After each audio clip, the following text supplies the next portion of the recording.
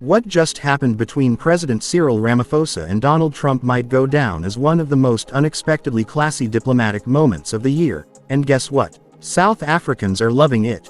While many world leaders struggle to survive a meeting with Trump without saying something regrettable or looking like they're in an awkward handshake battle, Ramaphosa walked into the White House, held his ground, and walked out with style points from none other than Harvard alumni in America. Keith Errol Benson, welcome to SABC News. It's good to have you. It's good to be here. You are part of a group of black alumni from Harvard University's Advanced Leadership Initiative and a senior fellow at the institution who wrote a letter to President Ramaphosa congratulating him on his White House meeting with President Trump, calling it a great act of statesmanship. Speaking here in your personal capacity, what were some of your key takeaways from that meeting? Well, we want people of goodwill, like President Ramaphosa, to know that even though the current political environment seems a little tense, he's got support and friendship all over the world, including Harvard, including Coe Valley, and including a lot of other people. I'm here right now on Harvard's campus for Alumni Day. That starts tomorrow. And the buzz is how finally people of goodwill are coming together in a way we hadn't before. So in a crazy kind of way, all of this chaos is going to end up being a good thing on the world stage, because what I think is going on is the racism and the white supremacy that was tolerated in America as just part of the fabric, now it's shown how malignant it can be and how dangerous it can be. And Harvard itself, Lawrence Tribe, a law professor from Harvard, said that Donald Trump is a tin-pot tyrant who will not win in court. I'm seeing people on the ground move in such a way that I have not seen in my entire life, literally since the Civil Rights Movement. And I think ultimately good is going to come from this. And we're just proud of the president of South Africa, how he handled himself in what everybody could see was a difficult situation. And we just want to let him know how we felt about that. So let me ask you this. What was your reaction to the accusations leveled against South Africa of white genocide being perpetrated against Afrikaners in South Africa and the subsequent executive order that resulted in the expedited pathway to refugee status for Afrikaners and, as we understand it, a potential citizenship in the United States now? Well, white supremacy writ large is built on a lie. So to sustain it, you're going to have to continue to lie, to continue to feed it lies. It's just another obvious lies that people all over the world who are of goodwill knew it was not true. And we were just happy with how President Ramaphosa just graciously smiled it off and continued to conduct himself in a manner that was dignified and representative of good people all over the world. The letter also praised President Ramaphosa over his affirmation of the validity of issues around diversity, equity, and inclusion that has almost become a curse phrase in the United States these days. You might also know that South Africa's theme for the G20 presidency this year is solidarity, equality, and sustainability, a theme that has been criticized by the U.S. Secretary of State Marco Rubio as cover for DEI. What's your reading of this pushback against DEI in the United States? I literally hate to be a broken record, but I want the people, my good friends and family from South Africa, to understand that when something is built on a lie, white supremacy and racism is built on a lie, you have to feed it lies in order to continue it. Nobody believes Marco Rubio. Marco Rubio doesn't even believe Marco Rubio. But you have to put up this ruse in order to try to justify your actions. But the truth will come up. The truth pressed down will rise. So we're optimistic in America. I wanted personally, not for speaking for any group, I personally wanted the president to know that America is optimistic. We want our South African brothers and sisters to be optimistic and literally start preparing for the better day that's on its way, because America is going to deal with this problem, and we're going to the good is going to prevail. And I'm just very excited. I was hoping that President Ramaphosa knew that we are excited, and with him, as is many people in many organizations worldwide. What's your sense of how Americans writ large are reacting to this dynamic between South Africa and the United States, and how's the media covering it? The commercial media could do a better job. But we have a lot of independent media that's doing an excellent job. And like I said, they are bringing all people from all walks together, the educated, the uneducated, the poor, the rich, but just people of positive, good nature, which do outnumber the malignant people. And finally, we're coming together. And that's the part that I keep seeing. And that's what's buzzing on Harvard's yard right now. And I'm looking forward to getting involved tomorrow morning at 9 o'clock with our Harvard Alumni Day. And because this is the big subject and this is the big thing right now, how we're going to win in court and win at the ballot box in the next midterm and in the next presidential election. You're the founder of the Department of Peace, a Camden, New Jersey-based empowerment and social change initiative dedicated to fighting inequality and poverty in one of America's poorest and most violent cities. Issues a democratic South Africa is also grappling with today. Right. What can Camden and South Africa learn from each other?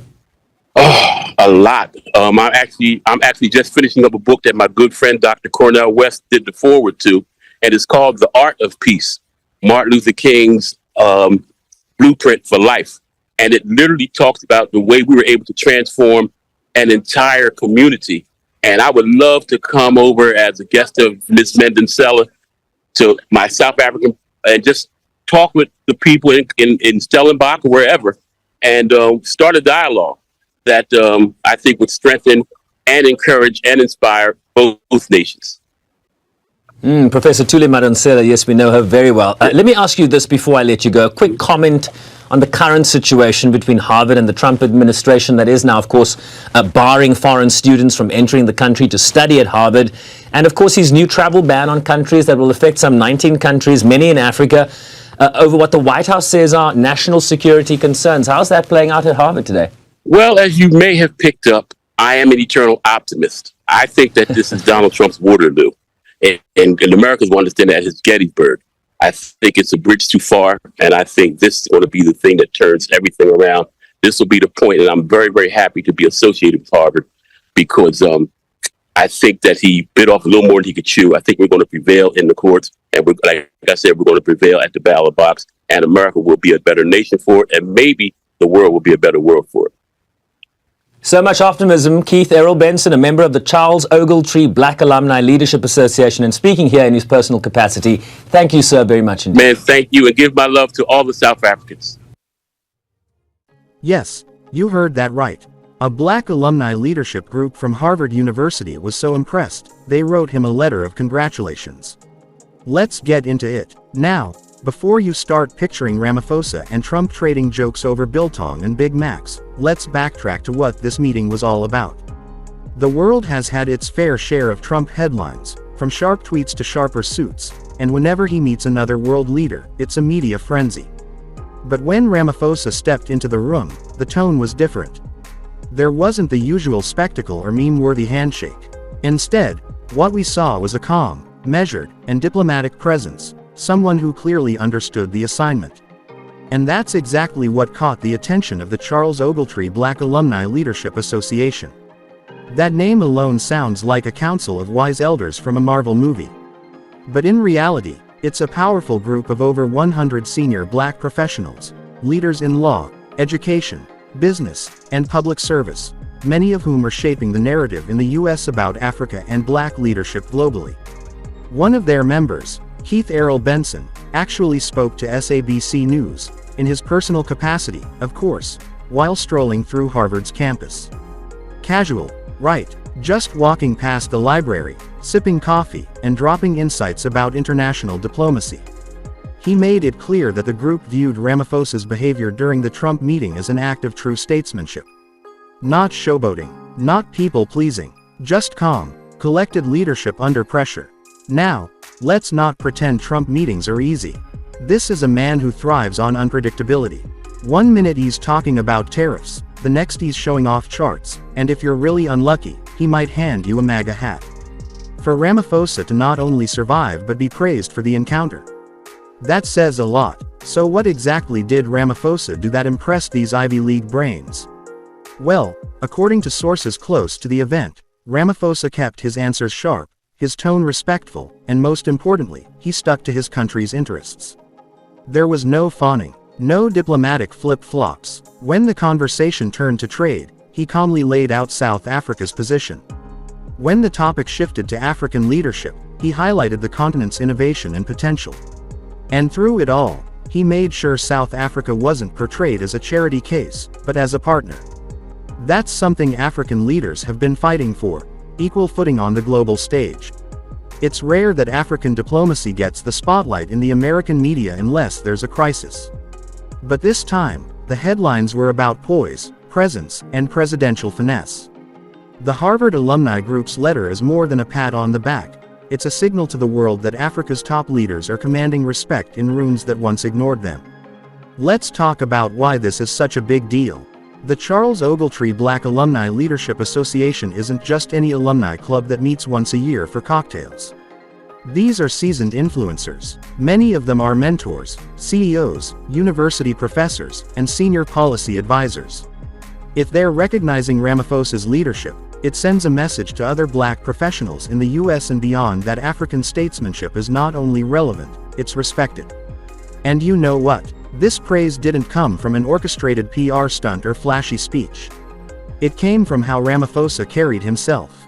That's the power of quiet leadership. No dancing for cameras. No viral gimmicks. Just substance. It's especially meaningful when you consider the historical context. For decades, African leaders have had to endure being talked down to by Western powers. Often, African presidents are expected to nod politely while foreign leaders lecture them about development, democracy, and debt. Ramaphosa, a seasoned negotiator and former union leader, is changing that narrative. This moment reminded the world that diplomacy isn't just about smiling for cameras, it's about balance. Holding your country's dignity high while navigating the stormy waters of global politics. And Ramaphosa, he sailed through it like a man who's been doing this for decades. Which, by the way, he has. Let's talk a bit more about the man behind the handshake. Ramaphosa isn't just a politician. He's a strategist, a man who helped lead the negotiations that ended apartheid. Someone who sat across from hardliners in the 90s and negotiated peace when the country was on the brink. So facing Trump, that's child's play compared to navigating post-apartheid South Africa. What's even more interesting is the tone of the Harvard alumni letter. It wasn't just, "Well done, sir." It was filled with admiration for his composure, his professionalism, and his ability to keep the focus on issues that matter. That says a lot about how black excellence is recognized across continents. It also shows a growing global unity among black professionals, from South Africa to America, who are watching and uplifting each other's success. Let's not forget how rare it is for African leaders to be celebrated like this abroad without some sort of catch. Often, the international press only notices Africa when there's a scandal. But here we have a leader being praised for diplomacy. Not crisis management, not conflict resolution, but calm, strategic, and intelligent diplomacy. And the timing couldn't be better. With South Africa hosting major global events and playing a more visible role on the international stage, this kind of attention builds momentum. It shows the world, and more importantly, South Africans, that they have a leader who can navigate the big leagues without losing his cool or his integrity. Some may say, it's just a letter. But when it comes from Harvard alumni, people trained to critique every move, that letter becomes a symbol of global respect. It's also a boost for South Africa's image abroad. Investors, diplomats, and international organizations notice these moments. They see that South Africa is not only open for business but has leadership that knows how to handle itself in the world's trickiest rooms. And can we talk about how rare it is for South Africa and the US to be in a feel-good headline together? Usually, there's tension around foreign policy, trade, or global alignments. But here we have a rare moment where an African president walks out of the White House with more respect than he went in with. That doesn't happen every day. So what's next? Does Ramaphosa get invited to Harvard? Will we see Harvard professors quoting him in lectures on diplomacy? Who knows? But what's clear is that this meeting and its aftermath are a win, not just for Ramaphosa, but for the continent. It shows that African leadership doesn't need theatrics to earn global respect. Just clarity, confidence, and class. In the end, this isn't just about Trump or Harvard or even Ramaphosa himself. It's about how far African leadership has come. From the days of being spoken down to now being applauded by the sharpest minds in the world's top institutions. That's a story worth telling.